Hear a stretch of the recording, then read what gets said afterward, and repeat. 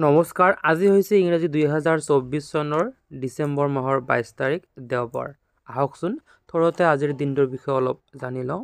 আজিৰ দিনটো অৰ্থাৎ এই 22 ডিচেম্বৰৰ দিনটো ৰাষ্ট্ৰীয় গণিত দিৱস হিচাপে পালন কৰা হয়।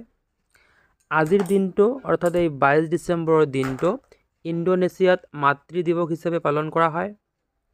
এই 22 ডিচেম্বৰৰ দিনটো কিউবাত শিক্ষক দিৱস হিচাপে পালন কৰা হয়।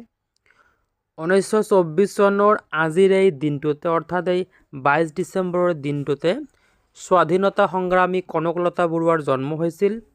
1991 চনৰ আজিৰ এই দিনটোতে অৰ্থাৎ এই 22 ডিচেম্বৰৰ দিনটোতে অভিনেত্ৰী অমৃতা গগৈৰ জন্ম হৈছিল।